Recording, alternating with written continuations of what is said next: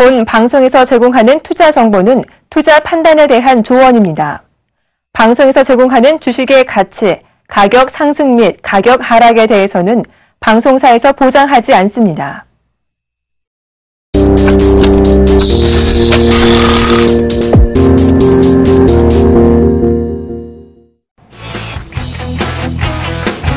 시청자 여러분 안녕하십니까. 막상막하 투매쇼 시즌2의 예병군입니다. 시즌 극명하게 다른 모습으로 지금 가고 있습니다. 코스피, 코스닥 다른 모습들로 지금 가고 있는데요. 자, 화제 1분 보고 와서 이 얘기 오늘 모신 두 분과 나눠보도록 하겠습니다. 화제 1분부터 보겠습니다.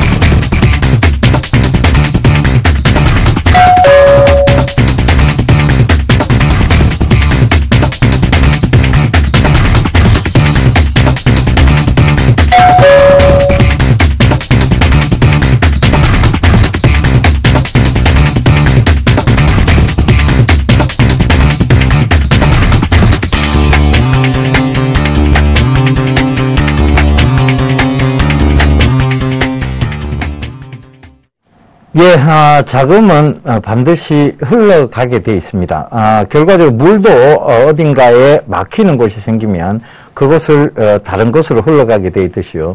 자금의 흐름도 역시 마찬가지인 것 같습니다. 어딘가가 막히게 돼 있으면 어딘가 한쪽으로 흐르게 돼 있죠.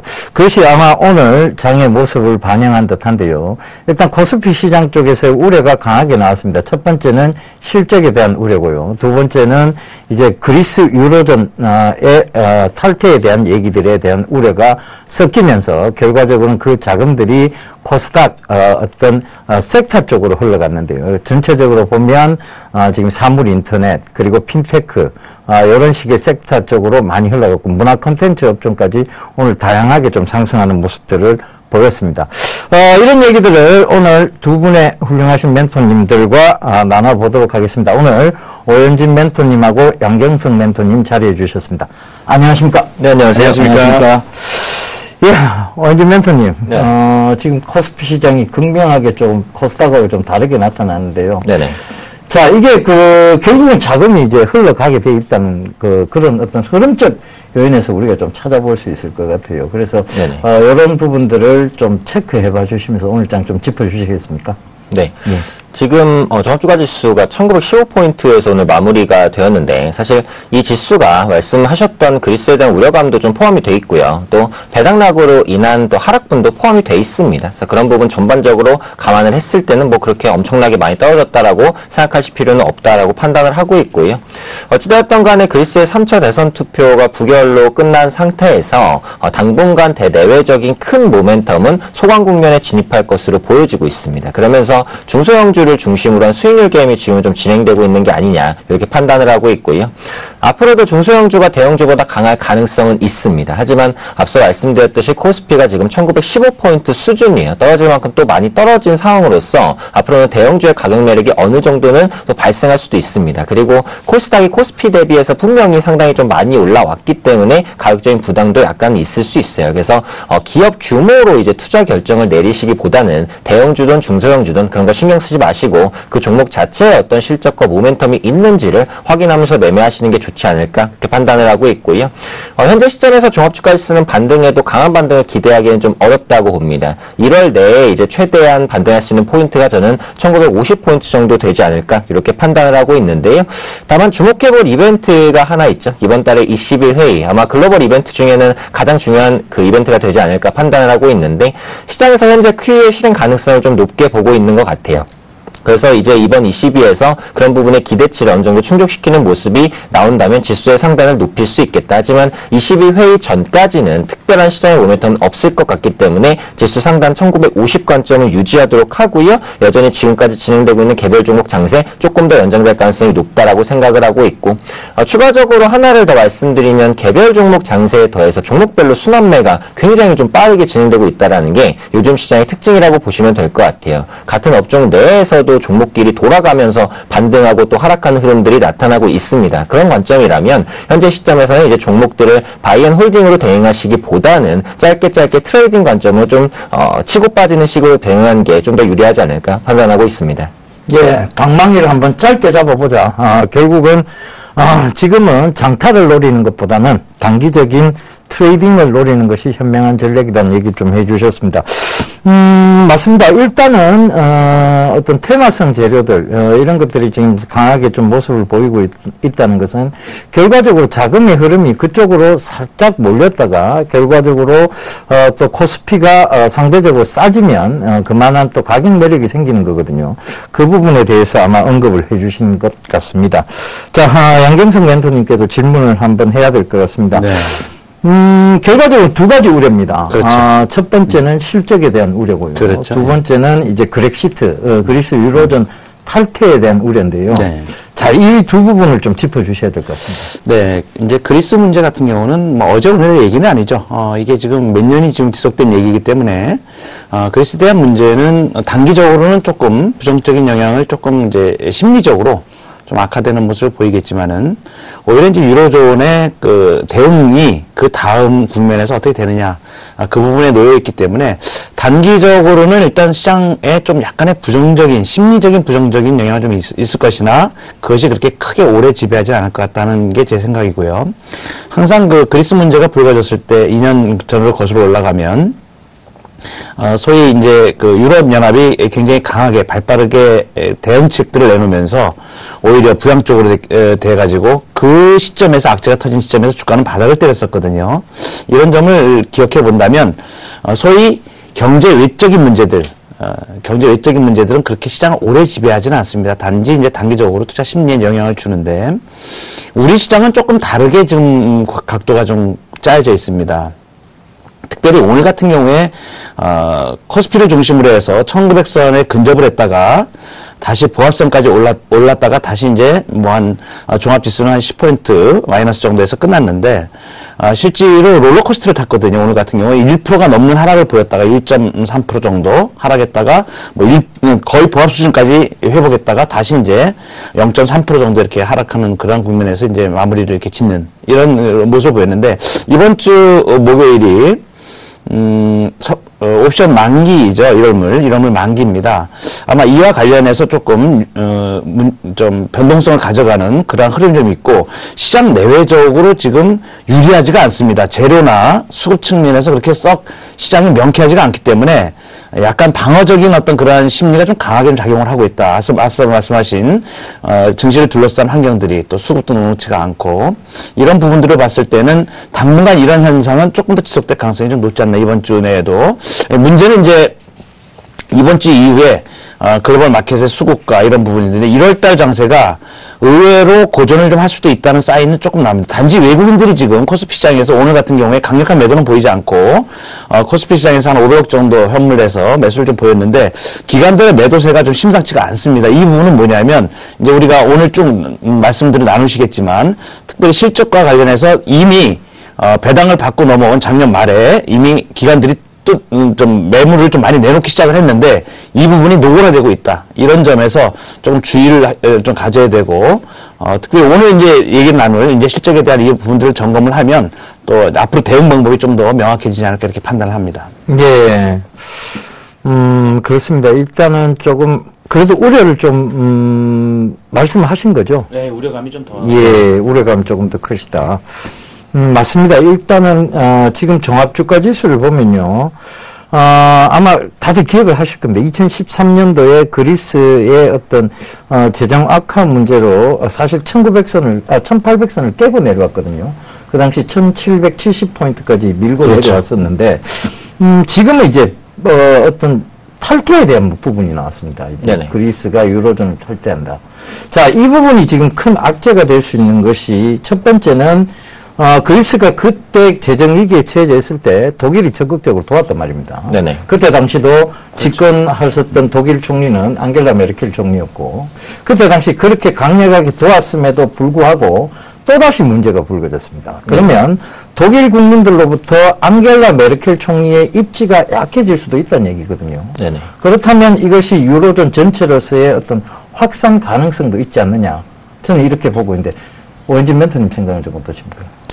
어쨌든 시장이 그런 부분에 불안감을 어느 정도는 좀 반영을 하고 있다라고 보여지고 있어요. 그래서 지금 상황에서 더 악화되지만 않으면 그렉시트까지 가는 문제는 좀 아니지 않냐 이렇게 판단을 하고 있고, 어쨌든 지금 시장이 걱정하고 있는 가장 큰 부분은 시리자당이 집권을 했을 때 결국 구조조정을 제대로 이행하지 않을 것이다. 그 부분이 아닌가 이렇게 판단을 하고 있습니다. 그런데 제가 뭐 언론의 기사나 이런 부분들을 살펴보면 시리자당 같은 경우에도 조금씩 어떻게 보면 기존의 입장을 변경을 하고 있어요. 뭐 그리스를 탈퇴하는 한이 있더라도 뭐 부채를 갚는 일은 없을 것이다. 처음에는 굉장히 완고한 입장이었는데 구조조정을 하되 그래도 시간을 조금씩 조금씩 늦추겠다. 이런 식으로 약간씩 유화적인 좀 태도를 취하고 있습니다. 그리고 시리자당 자체가 이게 굉장히 압도적인 점유율로 그리스를 지배할 수도 없어요. 그렇다면 연립정부를 구성해야 된다라는 부분들 생각해 보면 또 그들 나름대로 합의도 필요하다라고 생각을 하고 있고, 앞서 말씀드렸듯이 현재의 완고한 기조 자체도 조금씩 꺾이고 있기 때문에 시리자당이 집권한다고 해서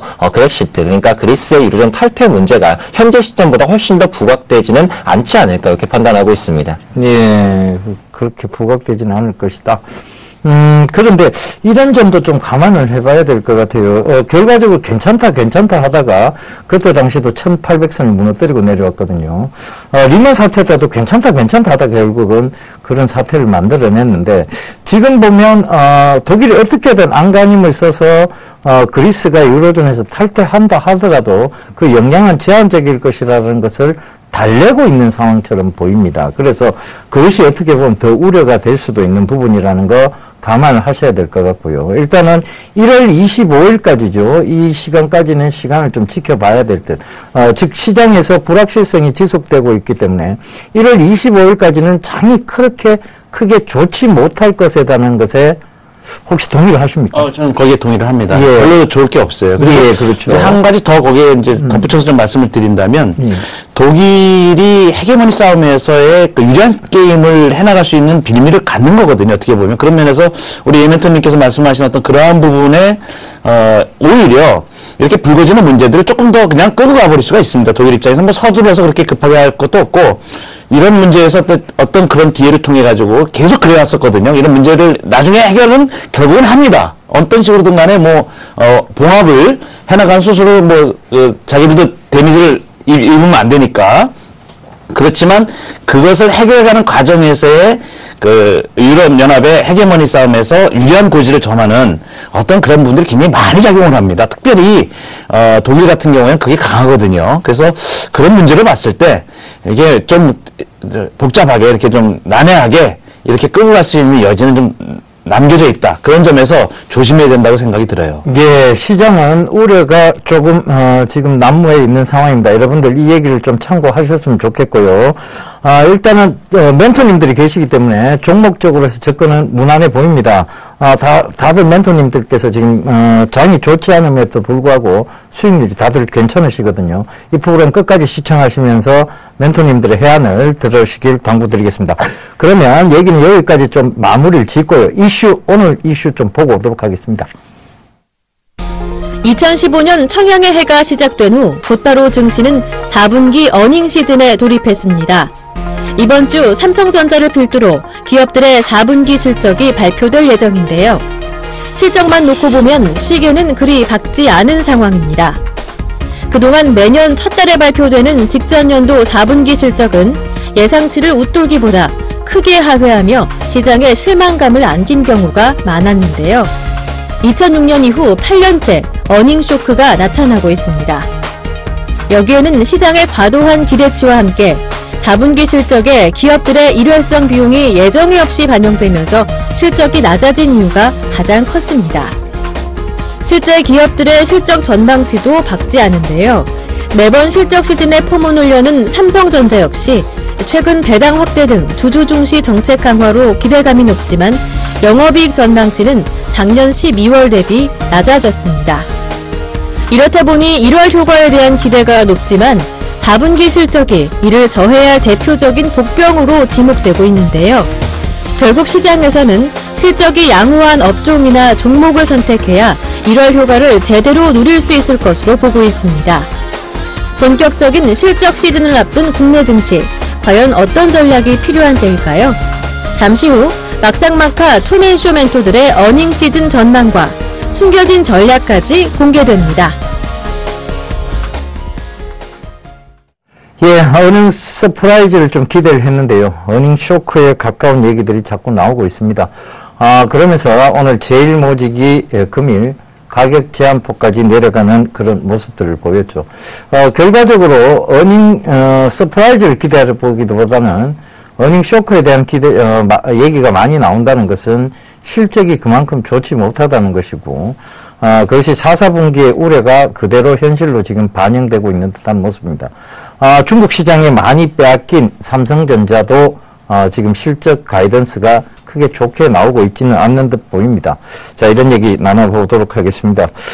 오렌지 멘토님, 네. 뭐 실적 안 좋은 거는 미리 알고 있었습니다. 그죠? 네네. 실적이 그렇게 좋지 근데 뭐 여기서 더 나빠질 게 있겠냐라는 것도 또 하나의 상반된 의견이었어요. 네네. 사실상. 그런데 지금 일단은 또 어닝 쇼크가 나오기 시작하니까 또 급락이 나오는 종목들이, 대형 종목이 이렇게 가격 제한폭까지 내려간다. 이게 참 사실상 더 불안한 장을 연출하는 듯한 모습을 보이는데요. 네, 그렇죠. 자, 이거 어떻게 좀 대비해야 될까요? 어닝 쇼크에 대해서. 네.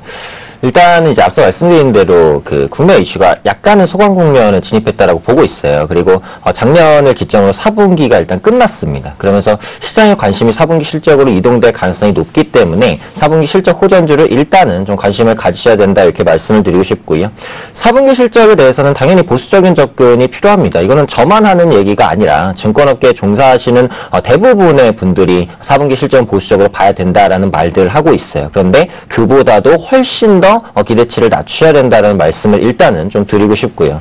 일단은 4분기 순이익 컨센서스가 약 20조 원 수준입니다. 그런데 지금까지 컨센서스와 실제 실적과의 괴리를 보면 항상 컨센서스보다 실제 실적이 약 20-30% 정도 낮게 나왔다는 말이죠. 그래서 이번에도 그럴 것이다라고 가정을 한다면 3분기의 순이익 18조 원보다 더 낮아질 가능성도 있어요. 그렇게 되게 되면 3분기에 이어서 어닝 쇼크가 연장된다라는 관점으로 해석하셔도 좋을 것 같습니다. 그리고 전통적으로 4분기에는 항상 실적이 안 좋았어요. 빅베스라든지 아니면 예상치 못한 비용들이 반영됐었던 부분들 감안했을 때 4분기는 실적 쇼크 가능성 굉장히 높다라고 보시는 게 맞을 것 같고요. 일단 이번 주 삼성전자의 잠정 실적 발표를 좀 주목하셔야 될 것 같습니다. 현재 컨센서스가 4조 원 후반대로 형성이 되어 있거든요. 그래서 3조 원보다는, 그러니까 3분기보다는 조금 더 개선될 것이다라는 기대감이 있는 상황인데, 이런 기대치만 만족시킨다면 이제 대형주에 대한 안도감, 그리고 삼성전자 관련주에 대한 안도 심리가 조금은 반영될 수 있겠다 해서 1차적으로는 4분기 잠정 실적의 기대치를 만족시키는지를 좀 확인하실 필요가 있을 것 같고요. 전략에 대해서 한번 말씀드리면, 전반적으로 실적에 대한 기대치가 굉장히 낮을 때 나타나는 현상들이 몇 종목 안 되는 실적 호전주들이 단기적으로 수급이 쏠리면서 오버슈팅하는 경향이 있습니다. 그렇기 때문에 어느 때보다도 실적 호전주에 좀 더 집중을 하셔야 된다라는 부분입니다. 시장에서 기관이든 외국인이든 이제 살 종목이 별로 없으니까 실적 호전주에 그런 수급이 쏠리는 현상들이 나타나거든요. 그래서 분기에 대한 실적이 이제 기업 전체적으로 좋게 되면 지수가 올라가지만 전반적으로 이제 그 실적에 대한 기대감이 낮으면 종목이 올라간다라는 부분을 일단 생각하시면 좋을 것 같고요. 추가적으로 주의해야 될 업종은 조선과 정유, 화학과 건설 업종이다. 이 정도로 생각하고 있습니다. 4분기에 실적 쇼크 가능성이 상당히 높은 업종군이고요. 반대로 실적이 크게 좋지 않게 나오면 수급이 아주 급격하게 빠져나갈 수 있어요. 그래서 말씀드렸던 업종 같은 경우에는 현재 시점에서는 비중 축소 관점으로 대응하시는 게 맞지 않을까 판단하고 있습니다. 네. 일단 그럼 어떤 종목 쪽으로 좀 집중을 해봐야 될까요? 네, 일단은 뭐 한 두 종목 정도는 말씀을 드리면 첫 번째로는 이제 모바일 게임주 정도를 저는 보자고 그렇게 생각을 하고 있습니다. 뭐 기본적으로 지금 컴투스랑 데브시스터즈 같은 경우가 모바일 게임주 중에서는 분명히 좀 저평가되어 있고 4분기에 대한 실적 기대감도 좀 가지고 있어요. 그래서 그 부분 보시면 되겠고 두 번째로는 통신주 정도 보셔도 될 것 같아요. 아주 안정적인 실적을 보여주고 있고 또 통신주가 사물인터넷 부분으로 좀 치고 올라오는 부분, 특히 SK텔레콤 같은 경우 사물인터넷 부분에서 플랫폼 역할을 할 수 있다라는 부분을 봤을 때도 역시 긍정적이지 않을까 그렇게 판단을 하고 있습니다. 예, 양재승 멘토님. 네. 지금 삼성전자가 뭐 이미 말 뺏겼다는 것은 뭐 기존에 그럼요. 다 알고 있는 사실입니다. 그죠? 삼성전자를 이제 뜯어보면 세 가지 사업 부분인데요. 이제 반도체 사업 부분하고 스마트폰 사업 부분은 그 다음에 가전 부문 이렇게 나눌 수가 있는데 4조 7, 8천억 정도를 이번에 4분기 실적 예상한단 말입니다. 그러면 1년 전으로 시계를 딱 돌려보면 1년 전에 8조가 넘은 그 분기 영업이익이 나왔습니다. 근데 그게 1년 만에 지금 영업이익이 반토막 상태에서 헤어나지 못하고 있다는 얘기입니다. 냉정하게 얘기하면 저는 좀 더 가혹한 말씀을 좀 드리는데 형편없는 성적입니다. 이거는 3분기뿐만이 아니고 4분기 자체에도 4조 8천억에서 5조 대는 못 넘는다 한다는 얘기는 냉정하게 봤을 때 문제가 상당히 있다. 한국의 간판 기업, 세계 글로벌 기업 그것도 가장 먹거리가 우리 한국에서 많이 있다고 하는 IT의 대표 주자가 헤매고 있다. 이 얘기는 시사하는 바가 굉장히 큽니다. 우리 한국의 그 종합지수에서 차지하는 부분 중에서 삼성전자하고 자동차, IT하고 자동차를 빼면 그 거의 뭐 그 다음에는 퍼센티지가 그렇게 많이 되지는 않는데 자동차 같은 경우도 쉽지가 않거든요. 한마디로 제가 볼 때는 이거 1,4분기 정도 문제가 아니라 상반기 내내 고통을 가져갈 수도 있어요. 굉장히 이거 실적에 대한 부분은 굉장히 이게 주가에 아주 직접적인 영향이 있는 거고 성장성에 대한 부분이 반도체 같은 경우는 좀 유지가 될 겁니다. 삼성전자 아마 그것 때문에 조금 버팅기긴 할 거예요. 근데 실제로 이제 2, 4분기로 넘어가면서 삼성에서 특별히 사물인터넷 쪽에 야심차게 지금 가져가고 있는데 그것을 모바일 스마트폰의 어떤 그 부분을 메꾸기까지 수익을 메꾸기까지 시간 텀이 만만치가 않게 걸릴 거로 저는 봅니다. 그래서 1,4분기 올해 1,4분기에도 예상치가 5조 넘어가는, 게 빨리 나오지 않으면 굉장히 좀 피곤해질 수도 있다라는 측면을 제가 말씀을 드리고, 특별히 이미, 지난 연말에, 주가가 그나마 좀 유지를 했던 게 배당 관계 때문에 유지가 됐었고요. 특별히 이제 삼성전자하고 현대차는 아직도 자사주 매입이 지금 한 반 정도 진행이 됐습니다. 금액적으로 이렇게 계산을 해보니까 한 반 정도, 삼성전자 같은 150만 주 중에 한 70여만 주, 그 다음에 현대차가 200만 주 중에 220만 주 중에 한 100여만 주 이렇게 정도 이렇게 좀 아직도 많이 있습니다. 그 부분인데 그 부분이 단지 이제 지수를 방어하는 역할을 좀 하는 건데 나머지 그것을 제외한 30% 정도는 어닝 쇼크 수준으로 봐야 되거든요. 이건 뭔 얘기냐면 곳곳에 지뢰밭이 있다는 얘기입니다. 그래서 굉장히 보수적인 관점에서 임해야 되고 이미 철강, 정유, 화학, 건설 이 부분 쪽에서는 주가들 대표 주자들을 보면 주가들이 쭉쭉쭉 이렇게 밀리는 어떤 그런 모습들 많이 보이고 있어요. 그래서 조심하셔야 됩니다. 예, 조금 계속 좀 조심성을 좀 강조를 지금 해주고 계신데요. 그럼 양현수 선생님 추가적으로 하나만 더 질문. 네. 지수가 만약 밀린다면 어디까지 좀 밀린다고 보십니까? 이번에 1900선 지지 여부가 굉장히 좀 중요하다고 보거든요. 예. 특히 1월달에 1900선을 하야하는 주가가 만약에 나오기 시작하면 지금 글로벌 마켓의 환경이 그렇게 녹록지가 않은 상황입니다. 그렇죠. 저는 좀 우려 상황이 조금 되는 게 이거 실적에 대한 그나마 지금 외국인들이 매도세가 지금 현물시장에 강하게 나타나지 않기 때문에 얘네들이 좀 팔지도 않고 사지도 않고 있는 겁니다. 사실은 지난 연말에 매도를 좀 계속 해왔다가 연초에 지금 글로벌 마켓의 환경들이 어떻게 변화를 보고 얘네들이 움직일 가능성이 높기 때문에 본격적인 액션을 지금 외국인들이 아직 안 취하고 있다고 저는 보거든요. 한국 시장에서. 그런데 한국 시장에서 얘네들이 액션을 좀 취하기 시작하면 그것이 영향력이 지수상으로 5%에서 10% 정도는 충분히 영향력이 있습니다. 그렇게 되면 만약에 1900선을 하야하는 그런 주가가 나오기 시작한다 그러면은 조금 좀 약간 고통이 좀 수반될 수 있는 그러한 현상까지 나타날 수 있습니다. 그렇게 되면은 1800선까지 후퇴할 가능성도 열어놔야 되거든요. 예. 그런 부분에 조금 염려가 되는 그런 상황이기 때문에 시장에서 너무 낙관적인 어떤 그러한 견해를 지금 급하게 가져갈 필요는 없지 않아요. 단지 조금 제가 기대하는 부분은 상해 종합지수가 3,000포인트 위에서 지금 놀아주고, 정책 기대감 때문에 조금 맞물려서 그것이 조금, 긍정적인 역할을 해준다면 상황은 조금 달라질 수 있습니다. 우리가 지금 금통위에서 이제 1월달 금통위에서 금리 인하가 있을 수도 있거든요. 그런 점은 하나의 약간 장을 지지할 수 있는 그런 측면이 좀 있는데, 아직까지도 시장은 그렇게 안심할 수 있는 상황은 아니다. 그래서 좀 보수적인, 관점을 좀 가져가야 되지 않나. 특별히 이제, 경기 관련 섹터. 경기 관련 섹터는 제가 지금까지 투자해온 경험으로 봤을 때는 지금은 손을 댈 때는 아직 아닙니다. 확인하고 하도 늦지 않습니다. 그래서 경기 관련 섹터는 조금 투자에 대한 적극적인 부분들 좀 뒤로 한 발 물러서는 것이 맞다라고 이렇게 판단하고 있습니다. 예, 대안적 성격을 분명히 좀 제시를 두 분 다 해주신 것 같습니다. 지금 오현진 멘토님도 모바일 게임주나 통신주 이쪽으로 좀 관심을 가져보자라고 말씀을 하셨고, 그 다음에 양경석 멘토님께서도 실적 개선 중소형주가 지금은 조금 더 유리하다, 이런 얘기를 두 분 다 해주셨어요. 결과적으로 지금은 두 분의 관점에서도 종목 장세라는 얘기입니다. 어떤 지수나 그다음 지수 관련주에 투자를 하기보다는 이런 개별적 수급이, 그리고 개별적 모멘텀이, 그리고 앞으로의 성장세가 있는 쪽으로 눈을 돌려보자는 얘기인데요. 그 부분을 꼭 좀 참고하셨으면 좋겠습니다. 여러분들께서 이런 부분들이 참고가 안 된다면 괜히 낙폭과대라고 해서 지금 소나기를 그대로 맞으러 나가시는 꼴이 됩니다. 그래서 그 부분도 꼭 좀 참고를 해보셨으면 좋겠고요. 자, 오늘 이슈는 여기까지 좀 간략하게 정리를 하고요. 이제 우리 출연자님들 포트폴리오 확인해보고 오도록 하겠습니다.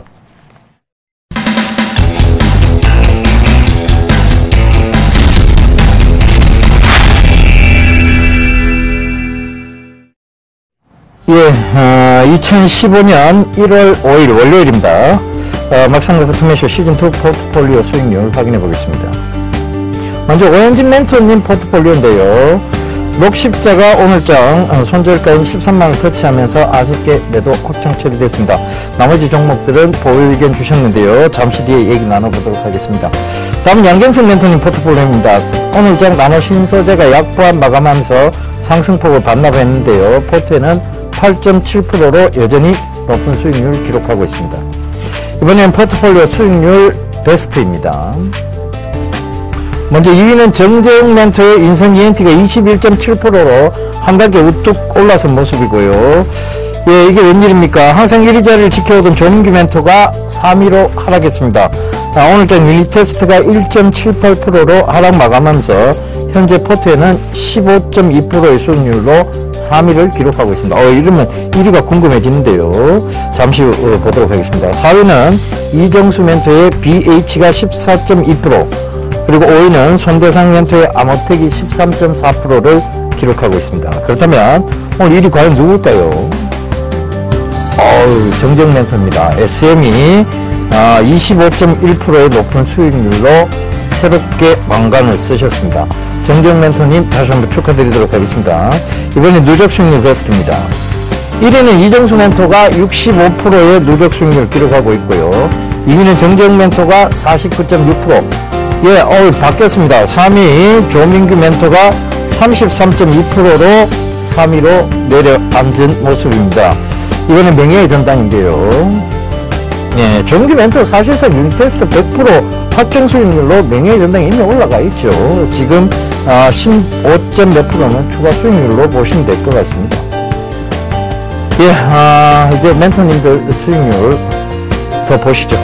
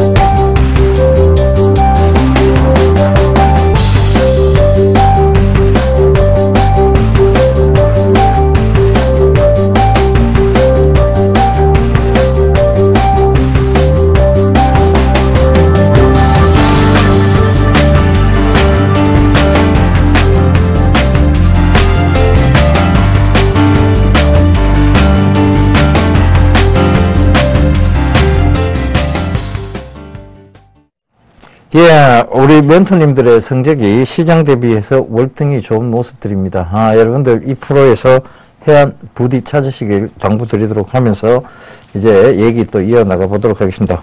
원주 멘토님 지금 포트에는 현대차, 토비스, SK CNC 이렇게 지금 남아 있어요. SK CNC하고 토비스가 지금 수익률이 좋은데요. 자, 이런 것들을 좀 중심으로 AS를 간략하게 좀 해주시죠. 네. 일단은 오늘 녹십자가 손절매 처리가 됐습니다. 그래서 지난주에 외국인의 수급이 꺾이는 게 추세적인지 추세적이지 않은지를 확인하자라고 말씀을 드렸는데 약 4일 정도 추세적으로 매도가 진행이 됐어요. 그러면서 지금은 이제 뭐 외국인이 다시 매수 전환을 하고 있기는 합니다만 어쨌든 기존에 제시해드렸던 손절가를 이탈했기 때문에 단기적인 리스크 관리 차원에서는 매도 관점을 좀 말씀을 드렸고요. 현대차부터 보시면은 이제 뭐 항상 현대차를 제가 말씀드릴 때 항상 하는 얘기인데 변한 거는 없습니다. 지금 뭐 엔화가 약간 점진적으로 약세로 가고 있기 때문에 이 부분에 대해서는 모니터링이 조금 필요하지 않을까라고 판단을 하고 있고 중장기적인 관점에서 보자면은 이제 현대차의 광고 계열사인 이노션이 올해 상장할 가능성이 높거든요. 그렇게 되게 되면 현대차 그룹주의 관심 다시 한번 쏠릴 수 있기 때문에 이런 부분도 한번 주목해 보실 필요가 있지 않을까 판단을 하고 있고요. 토비스 같은 경우 뭐 홀딩 관점 말씀드리도록 하겠습니다. 여전히 4분기 실적 개선에 대한 기대감이 유효한 상황이고요. 3분기보다는 4분기 실적이 소폭 떨어질 것으로 예상이 되고 있지만 여전히 카지노 관련 모니터 판매 양호한 수준이고 호실적이 기대되는 종목에 수급이 쏠릴 수 있다라는 말씀 드렸습니다. 여전히 외국인과 기관의 수급 무리 없이 진입되고 있기 때문에 홀딩 관점 말씀드리고요. 끝으로 SKCNC 같은 경우 최근에 뭐 지배구조 이슈가 부각되고 있다라고 보시면 되겠죠. 호재가 참 많은 기업이다라고 보시면 될 것 같고 추가적으로는 SK 최태원 회장이 이제 가석방 가능성에 대한 부분들 제기되면서 SK CNC 주가가 좀 좋은 모습을 보여주고 있습니다. 그 이외에도 핀테크 사업에 이제 집중적으로 투자하고 있는 부분들, 중고차와 에코폰 사업에서 견조한 실적이 나타나고 있는 부분들, 현재 시점에선 실적과 상승 모멘텀 그리고 지배구조 이슈까지 함께 가져갈 수 있는 기업군이기 때문에 역시 홀딩 관점 말씀드리도록 하겠습니다. 예, 알겠습니다. 종목이 간결합니다. 간결하면서도 깔끔한 종목들을 많이 들고 나오시고 어떤 성장성에 대한 부분들을 명확히 해주시는 우리 오현진 멘토님의 얘기였습니다. 영진성 멘토님, 네. 지금 종목에는 나노신소재하고 SFC 두 종목만 남아있는데요. 네.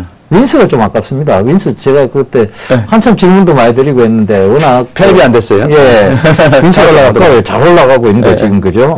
어떤 보안 관련주로 해서 그뿐만이 아니고 뭐 S는 말씀드렸던 사물 인터넷주들 많이 올라갔어요. 예, 사물 인터넷주들 많이 편입은 이제 그냥 일주일 만에 한 번씩 편입을 시키니까 잘 편입이 안 돼서 그런데 나노신소재 같은 경우는 이번에 그 4분기 실적이 아마도 한 전분기 대비해가지고 한 30% 정도 는 업이 되지 않을까 이렇게 보고 있고 중국 쪽에 디스플레이 소재 공급이 원활하게 되고 있기 때문에 이제 말씀드린 대로 실적과 관련해서 이제 본격적인 실적 시즌을 좀 들어가기 때문에 중소형 실적 관련 섹터들은 상당히 강하게 그동안에 안 좋았던 부분들이 너무 과하게 주가에 영향을 미쳤었거든요. 이미 하락을 경험을 하고 주가에 그리고 나서 이제 좋아지는 쪽으로는 조금만 좋아져도 중소형주 같은 경우는 굉장히 주가가 급하게 이렇게 반영을 시키는 경우가 많습니다. 그런 측면에서 굉장히 관심 있게 좀 봐야 될 종목이라고 보고요.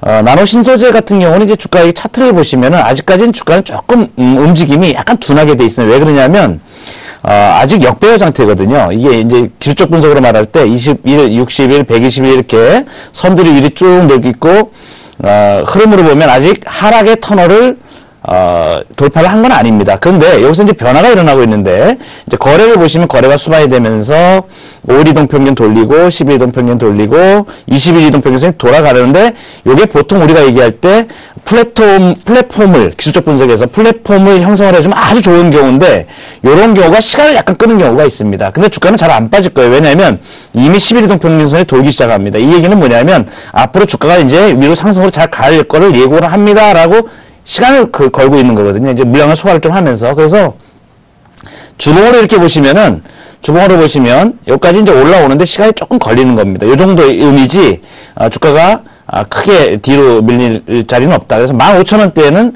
추가적인 분할 매수를 임하셔도 괜찮을 것 같습니다. 이미 실적이 수반되는 종목이기 때문에 괜찮아 보이고요.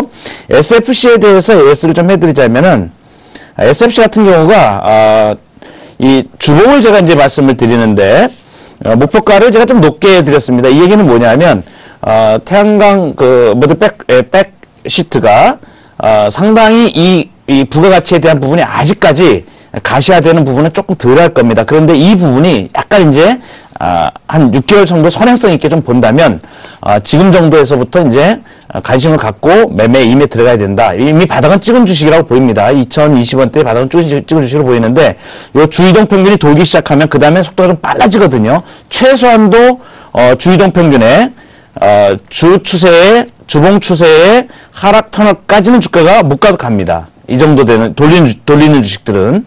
그래서 이 수익률을 따지면 다른 것보다 수익률이 굉장할 거예요. 그래서 제가 이거 하루 이틀 보고 말씀드리는 게 아니고 2,200원 존에서 2,000원이 바닥 정도니까 10% 정도 업된 상태에서 2,200원 정도에서는 분할해서 조금 포트폴리오에 좀 계속 꾸준히 가져가시는 쪽으로. 그래서 이거 뭐 많이는 안 걸립니다. 보통 이게 올라가는데 한 두어 달이면은 보통 이제 100% 수익 정도까지도 갈 수도 있어요. 그래서 굉장히 그 수익률을 많이 볼 수 있는 애기 때문에 이런 부분은 조금 약간 느긋하게 보시고 특별히 중국 관련해서 태양광 쪽에 실적에 대한 부분들이나 이런 사인들이 나올 때는 굉장히 강하게 움직이는 모습이 나올 가능성이 높습니다. 그래서 그런 측면에서 이 가격에서는 크게 무리가 아니니까 그렇게 안심하고 좀 보셔도 되겠다. 이렇게 말씀드리겠습니다. 예, 일단은, 여러분들께서 지금 AS에 대한 부분들을 참고를 많이 하셔야 될 것 같습니다. AS 참고 많이 하시고요. 자, 오늘, 해안이 될 수 있는 종목들 또, 히든카드 들어보고 오도록 하겠습니다.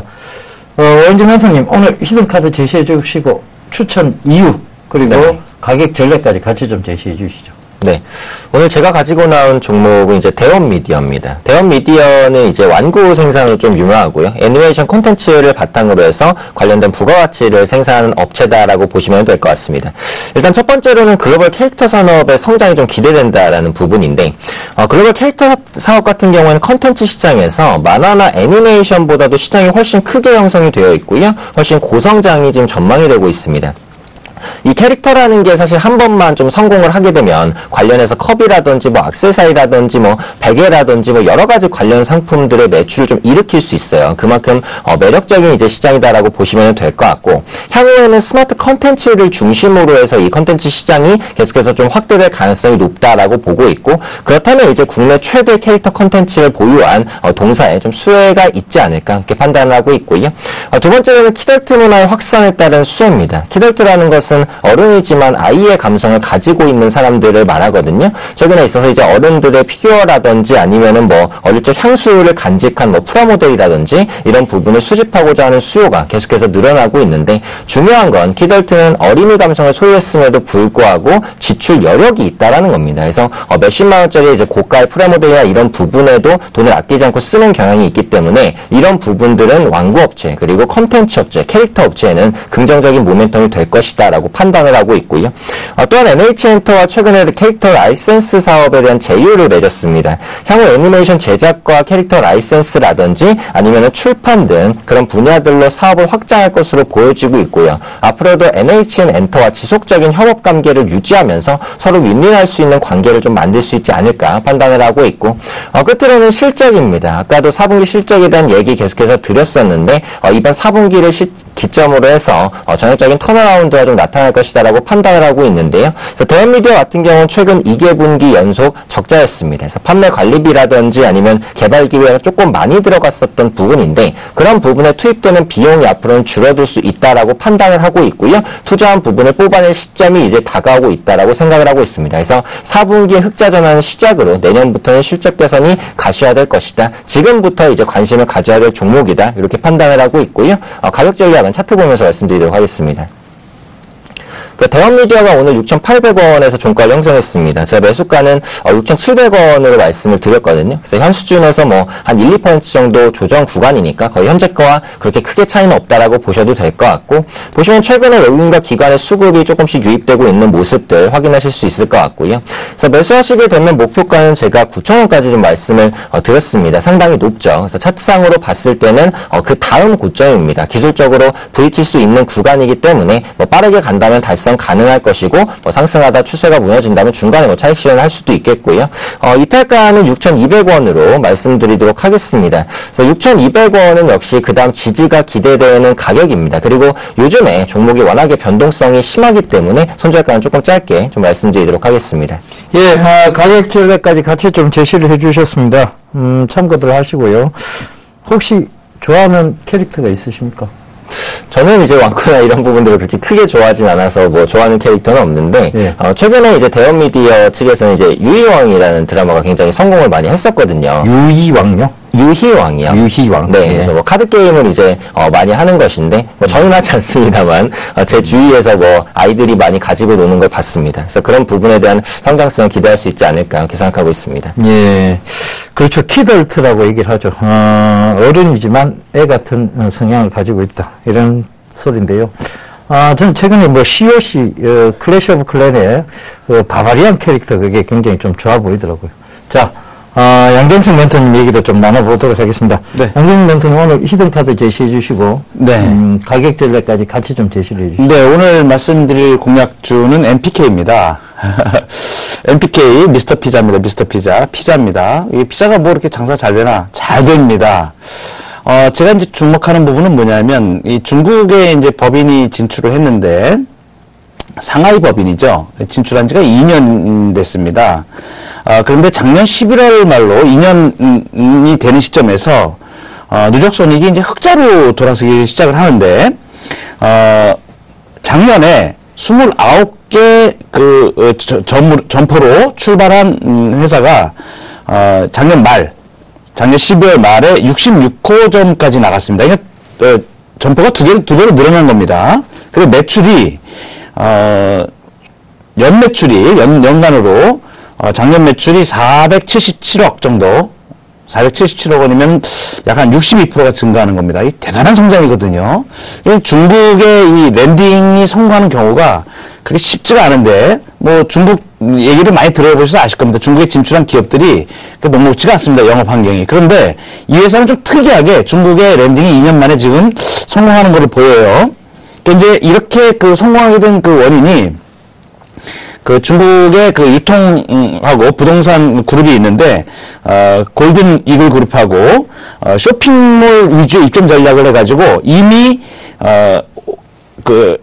예전 출점할 수 있는 점포가 지금 106개로 늘어납니다. 그러니까, 올해 상반기에 106호점까지 지금 나가는 거예요. 104호점까지. 이미 그건 다 돼 있고, 그리고 올해 하반기까지 가면 또 얼마나 더 늘어날지 모르죠. 그러면, 이게, 먹는 거는 굉장히 이게 소문이 빨리 가거든요. 그러면 굉장히 속도가 빨라질 수 있겠다라는 좀 생각이 들어요. 그래서 104호점 출점 계약이 됐고, 또 한 가지는 여기에 힘입어가지고, 필리핀 쪽의 굴지 그룹하고 말레이시아, 특별히 이제 말레이시아 쪽에는 예치 그룹하고, 싱가포르 현지 합작법인까지 이제 설립이 들어가는데 MOU까지 지금 체결이 된 상태입니다.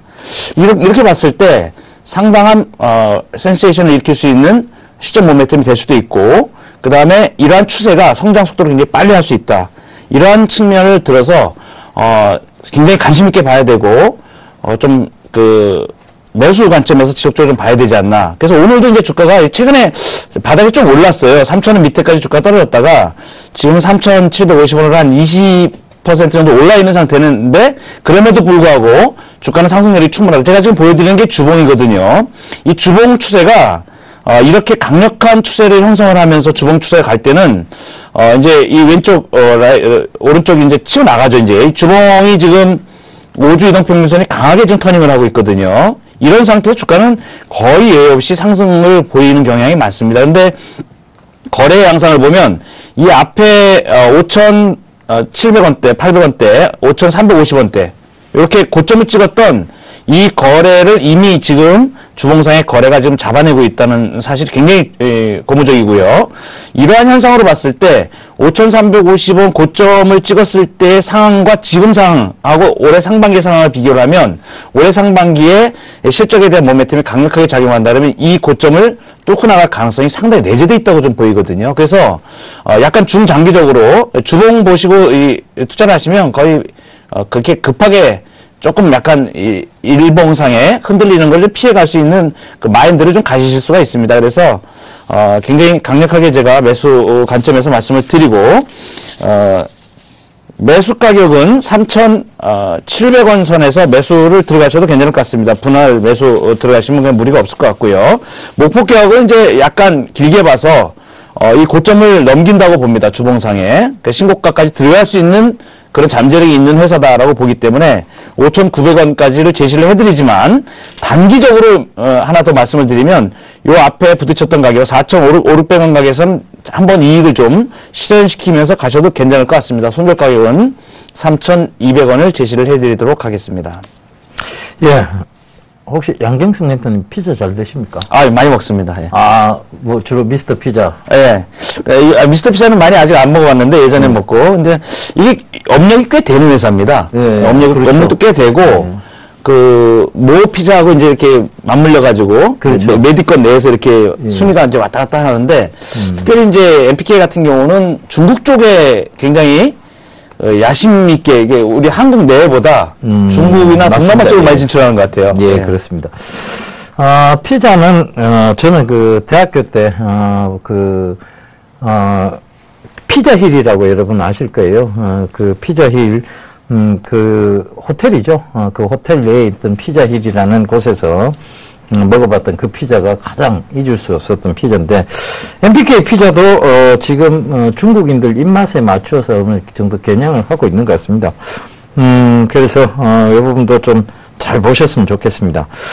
얘기 잠시 뒤에 다시 한번 나눠보도록 하고요. 자, 오늘 전체적인 콘텐츠 업황들이 좀 올랐습니다. 그죠? 네네. 대원 미디어부터 시작해서 레드로버, 그 다음에 이런 이제 캐릭터 산업 쪽에 손오공, 이런 종목들도 올랐고. 네네. 자, 그렇다면 굳이 대원 미디어여야 될 필요가 있을까요? 레드로버도 오늘 굉장히 수급상 보면 강한 상승세를 보였는데, 네네. 레드로버 비교해서 조금 이게 대원 미디어가 오히려 진퉁이다, 진짜다. 네네. 이걸 좀 어필을 좀 강력하게 해주십시오.